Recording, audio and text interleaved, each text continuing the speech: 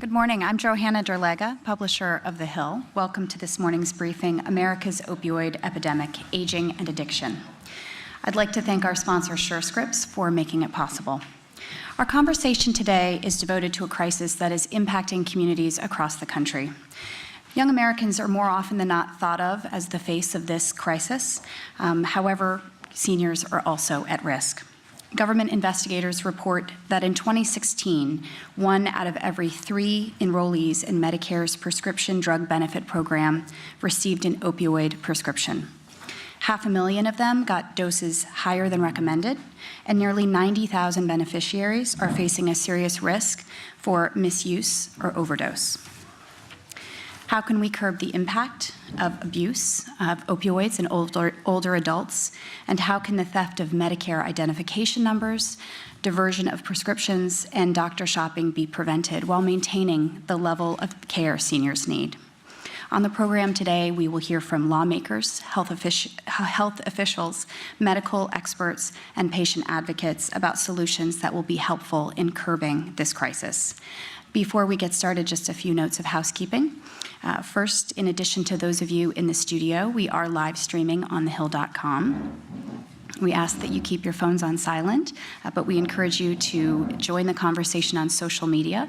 You can do that by following us on Twitter @TheHillEvents, and you can comment using the hashtag #OpioidsAndAging. We're going to be taking questions from the audience throughout the program, so keep an eye out for members of the team with handheld mics. And finally, there is a short survey on your chairs. We would appreciate your feedback at the end of the program. So let's dive right in. We begin with 2 members of Congress who recently introduced bipartisan legislation in the House, which, if passed, will require e-prescriptions for controlled substances under Medicare. To hear from them about their legislation and the role that it could play in the fight against the opioid crisis, please welcome Congressman Markwayne Mullin and Congresswoman Katherine Clark. Joining them on stage is my colleague, The Hill's editor-in-chief, Bob Cusack. Welcome. Bob, over to you. Thanks, Johanna. Well, thank you. Thank you. Please take a seat. And thank you, everybody, for joining us this morning. You know, the first thing that when I was looking into this issue, when you're talking about opioids, senior citizens aren't the first people that come to mind. But it's a big problem, and we'll hear from the HHS-OIG on kind of some of the details on this. But Congresswoman, I'll start with you, but I want to kind of ask you both. Is this a very big problem in your district, and can you tell me the effect it's having on people? Yeah. First, thank you for having us, and thank everyone for being here, and Markwayne for being such a wonderful co-sponsor of this. I think you have really touched on an important issue. We really are looking at the opioid epidemic. We know how destructive it is, but we think of its younger victims. Right. And this is more of a quiet, more silent, but equally deadly part of the opioids epidemic. And we are just beginning to discover through the data that we have around Medicare how many seniors are being affected. And it is often they have many more broken bones as a result, longer hospitalizations. And the data that the Office of the Inspector General has put together has shown that 1 out of every 3 beneficiaries of Medicare receives an opioid prescription. And about 500,000 of those, that's some 14 million recipients of Medicare, and about 500,000 of those are receiving a very large amount, the equivalent of 16 Percocets a day. And then we have another group that is receiving even more. So it tends to be quieter and not the focus, but it is a very real part of getting our hands around how to prevent and stop this deadly epidemic. Congressman, what about your district? What is the effect that this has had on senior citizens? Well, it's the whole population. You talk about senior citizens, and as my colleague was saying, it's disproportionate through senior citizens. Look, they get prescribed medication, which is maybe 1 of 6 other prescriptions they've taken, and they're told to take it on time, take it 3 times a day, once a day, daily. And on these opioids, it says take one every 4 hours or as needed. A lot of times they don't get to the as needed and take one every 4 hours, and before long they find themselves addicted. You know, when you start talking about real numbers, it's scary when you start thinking about, in 1 year there was 259 million prescriptions for opioids written. That's 1 per adult inside the United States. Inside Oklahoma, we had the highest per capita of any state. We have 128 prescriptions for opioids written per 100 adults. It is scary the amount of abuse that's taken place. And what's leading to is heroin addiction too. 3 out of 4 new heroin users say they got addicted to opioids first. So the question that we ask is how do you put the genie back in the bottle? How did we get to this point? As we were speaking before I got on stage, I've had a lot of surgeries. I've had surgeries from the top of my head to the bottom of my feet over and over again, and I'm just somebody that doesn't take pain medicine. But I can understand how quickly you can become addicted to it because you get prescribed so much of it. And we think that we're going to be able to mask pain by a bottle and a pill. And really, we need to be talking about pain management. And the bill that we're here talking about today, it is not the final step, but it's one step to protecting a lot of times the most vulnerable, which are the seniors, and understanding the epidemic that could take place with our seniors and lead to the abuse of those that are living inside their homes, because we see multiple generations, especially in my district. We're a rather poor district, and it's not unusual for you to see 2 or 3 generations living in one home. And when they have access to grandma and grandpa's opioids that maybe they're not using, then it just adds to the untold story of the ones that aren't even prescribed it that are getting their hands on it. We were talking a little bit about your martial arts background, but you don't take any pain medication. Why not? Well, I take Excedrin migraine, but it got hit a lot. I was great at taking punches. You know, I don't know. When I first started having surgeries, first of all, opioids wasn't written the way they are now. I mean, it didn't really become a sense until 1996. I started having surgeries a lot younger than that. And my dad was pretty strict on me by saying, you got to learn how to deal with pain at some point. If you're going to do the sports, you know, figure out how to deal with it. And then I don't like the way it makes me feel. I mean, I don't know if I'm a controlled person or not, but when it starts making me dizzy, I don't like that feeling. It's the reason why I don't drink. As Johanna mentioned, introducing you, together you both introduced legislation on e-prescribing. Before we get to this bill, though, I want to note that, Congresswoman, you're a member of the Progressive Caucus. That's right. And you are a member of the Conservative Republican Study Committee. Don't you know you're not supposed to talk to one another? I mean, how did you get together on this? Did you go in a room and say, okay, well, taxes, no, Obamacare, no, and then you got to this one? I mean, how did you guys meet? We're looking for common ground, you know, the same island we can land on. You know, and I think that's part of it, and what I really appreciate about Markwayne is looking for those areas where we may have disagreement in many different issues. And unfortunately, this public health crisis, this opioid epidemic, is one of those areas. It doesn't care if you're from a red state, a blue state, urban, suburban, rural, whether you live, it just discriminates equally, and it's an equal opportunity killer. And I think that it is a way that we all come here to do the best by our constituents. And you know, this is a huge issue in my district and in my state, and it's a huge issue in Oklahoma. And because there are so many tribes and Native Americans, it may have a different feel, it may look different, but the result is the same. It's devastating for families. And I think part of the issue around this epidemic is the stigma that exists and the feeling that it doesn't affect certain people. You know, you don't take painkillers, but problem with part of the opioid epidemic among seniors is exactly what Markwayne said. Seniors tend to do what the doctor orders.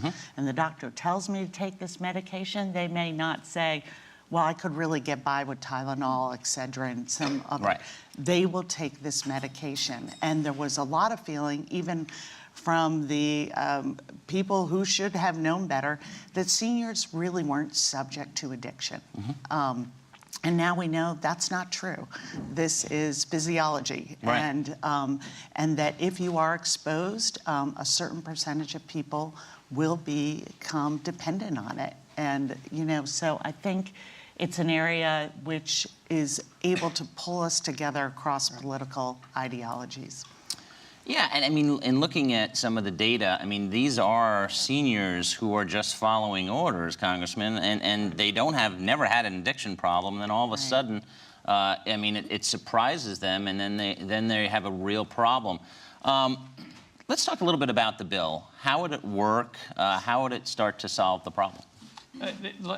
Let me take one jump back too on this. My dad's 71 years old, and as I said, I've had a lot of surgeries, so the apple doesn't fall from the tree. My dad's had a lot of surgeries, and he's dealt with pain a lot too. I also have a very good friend that I wrestled with in college that his father had surgeries, and never was an alcoholic, never drank, never used drugs at all, and he got addicted to opioids.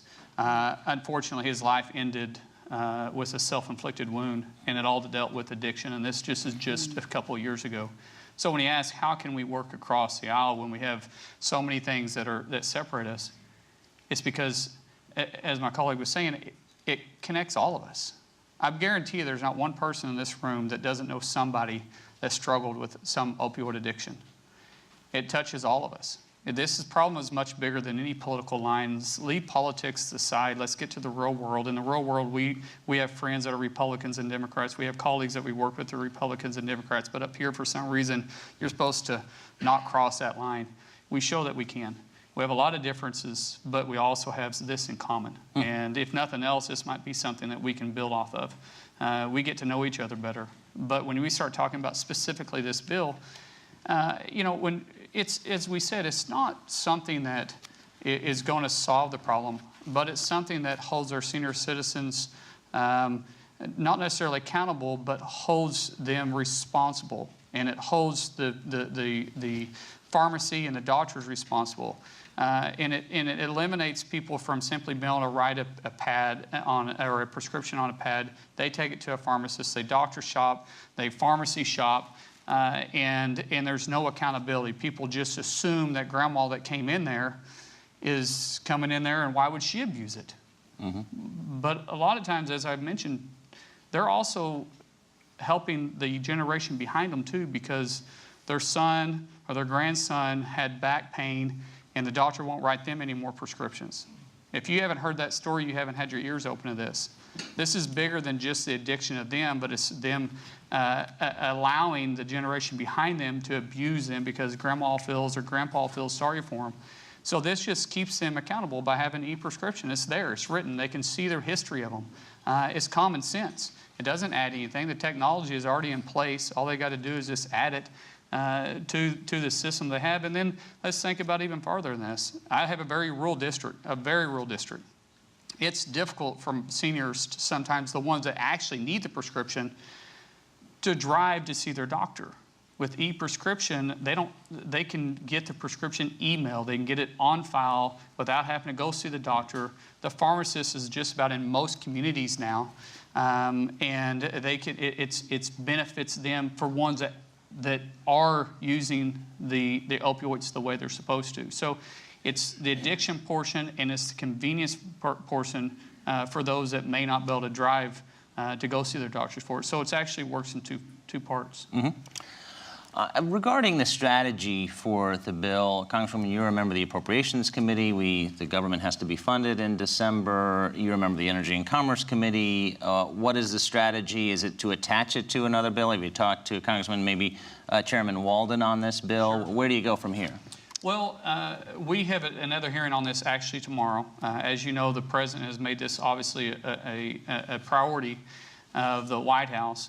So it's allowed us to move forward. Joe Kennedy, who's a very good friend of mine, he's taken the lead on it on Energy and Commerce to help us with necessarily not this bill, but the opioid crisis as a whole.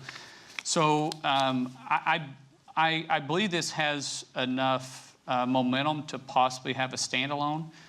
But even if it gets attached to something, a bigger bill, and that's fine. The idea is to make sure that this piece gets solved. This is just a hole that needs to be plugged. So regardless if we can push it through by a standalone bill, which would be fine, or if we can attach it to a bigger package and we're attacking the opioid crisis from many different angles, that could possibly be to be a solution. But there's not another opioid bill out there that has a bipartisan support as this one does yet. So this could be a test run to say, hey, are we all on the same page on this, and let's go. Could this get done this year? I certainly hope so, and I think we don't really care if it's a bill with our name on it or it gets rolled into a bigger bill. The point is to give this tool. This is going to be a critical tool for doctors, for pharmacists, for our seniors, to be able to understand the scope of this epidemic, how we can start to prescribe in real time and have the data that we need to know that this particular patient has already been to several other doctors this month or has already been prescribed this amount. And this will help us reduce fraud. It will also help us just manage patients' medication and their real pain in a better way that will be less devastating in the impact. It is also going to be one of the rare bills that in this area that it will actually save us money in Medicare. So we will put it on any vehicle that we see, and I hope we could do it in the next few months, but we will keep looking for opportunities because this really is an area that the federal government can really provide solutions for families at home. And as Congresswoman Clark mentioned about saving money, 75% of prescriptions right now for non-opioids are written by some type of e-prescription filing. But when you start looking at opioids, only 14% are written through some type of e-prescription. Why? You can only add that to the abuse. And so when we start talking about money and saving money and time, when we can cut down the abuse, I mean, there's a reason why those numbers are that far apart. You are talking about real savings. Congresswoman, I want to just step on the big issue. Do you think on opioids, which claims nearly 100 people a day, is the Trump administration done enough? Critics have said that he's been slow to declare this a national emergency while indicating that he would. And Chris Christie has also tried to push the White House on the issue. I don't think any of us are doing enough in the face of the Americans that we're losing. And for each of the roughly 91 Americans we lose a day, that is just a ripple out of effect on families and the people that they love, on our economy, on our healthcare costs. So we all have to do more on this. And I would like to see this designation that the president has been promising, declaring this a state of emergency, because it really is.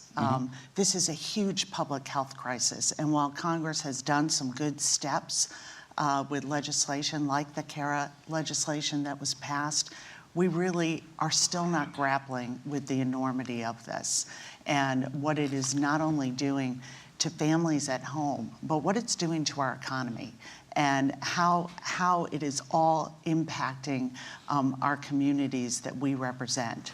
So I would like to see, all of us doing more. And it's why I value the partnership with Markwayne, because it is demonstrating that this is an issue that we all have to be concerned about. It is the public health issue of our time. And so I hope to see, the president spoke about it on the campaign trail. He had his commission. I think they're going to come out with very shortly, in the next week or so, with some recommendations. And I hope that we can put those right into practice and that will have the full backing of the White House. But I felt like the urgency is not what I'd like to see coming out of the White House. We know what we have to do, and it's time for action. We're going to open it up for questions in a couple minutes, so think of your questions, and then we'll have people with mics around the room. Can I follow up on that one? Keep in mind that I know we're talking about the president right now, but keep in mind some of the statistics I'm quoting are from 2012. Right. So this problem is not just new to the White House. For instance, the 259 million prescriptions, which is equal to 1 adult in America, that comes from 2012. So this isn't the first administration that's had this interest. Instead, we should be looking at this as the president doing enough. The president is bringing it to the attention because the last administration had the same things too. And I'm not trying to pit the two against each other. That's not the point. The point is, doing so well. I know. but the point that I want to make sure is let's be fair to this White House at the same time. We can't just say that have they done enough, because both administrations have had it. At least we're willing to work across the lines and get this problem to the national attention, which it hasn't been, and it should have been there a long time ago. It's on all of us. Right, I agree. And it's an issue that's not going away anytime soon. We will open it up for questions. If you can raise your hand, and then we'll have someone with a mic. And if you can just identify yourself and ask your question. Hopefully not too long question. I'm the policy director for the Department of Behavioral Health. My question is, has there been efforts in terms of rewarding those who are engaged in integrated medicine? Because opioids is just a symptom of a problem. So when we look at the symptoms that we have as an epidemic, we have more that comes with it. So I'm not exactly sure if this is answering your question, but I can tell you that I think part of the reason that we are here is because of a broken mental health system, and that we need to do far more as we address addiction, substance abuse disorders across the board. But we do have another piece of legislation, and maybe this is answering your question, that looks at student loan forgiveness for medical professionals that we define very broadly, who are going into addiction services, whether that's from recovery coaches up to doctors, and everywhere in between, so that we can have that workforce. Because as I go around my district and talk to different healthcare professionals, there's a real lack of professionals in this area to help this growing number of victims of this epidemic and patients who need good care. So we are also trying to come at it through a workforce and enhance people going into addiction services. And you know what we've done too much in society right now, in my opinion, I'm not a medical professional, I just pay them a lot of money, is that we try to mask problems and we don't deal with the problem. From mental health to pain.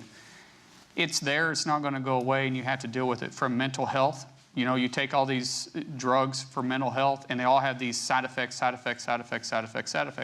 All of us have probably, if we want to be truthful, have family members that's had these issues too, and we mask them. Same thing with pain.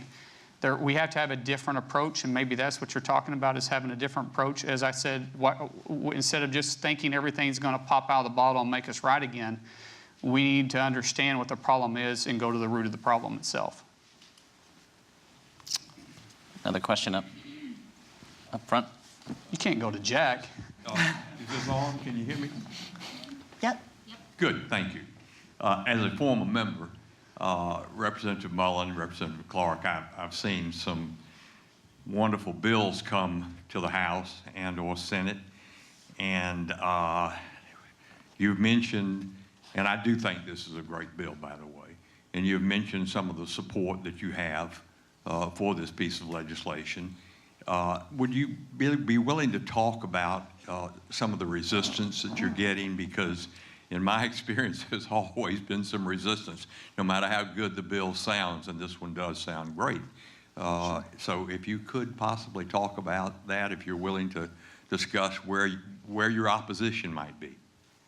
Yeah, so this bill, the burden's really going to come to doctors and hospitals to upgrade their technology to be able to do the e-prescriptions. And we have put a lot of waivers and, you know, exceptions to give people time to do that. But it will cost money, and it is a change in their practice.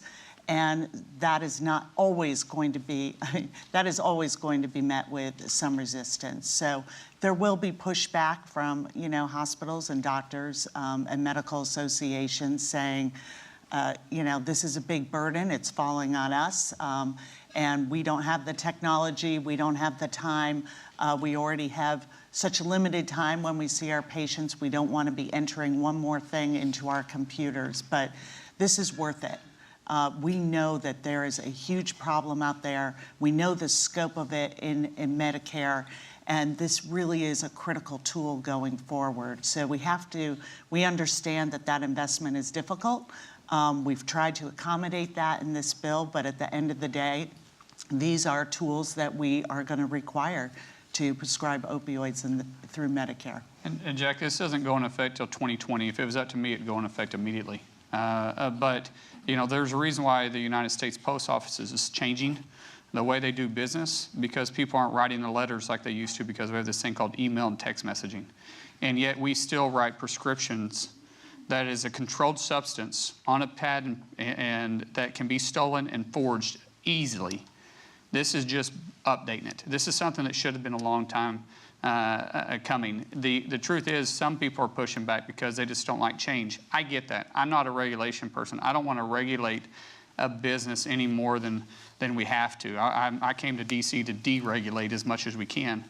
But this is technology that already exists, that should have been already in use. And as I stated before, only 14% of opioids are being described right now by e-prescription or a form of, when 75% of non-opioids are being prescribed that way. As a quick follow-up, you've described the resistance, and there's resistance and there's serious resistance. I think you've described the resistance from the prescribers. But I'm actually thinking more in terms of the pharmaceutical industry and the distributors. I haven't really heard from them, unless Katherine has.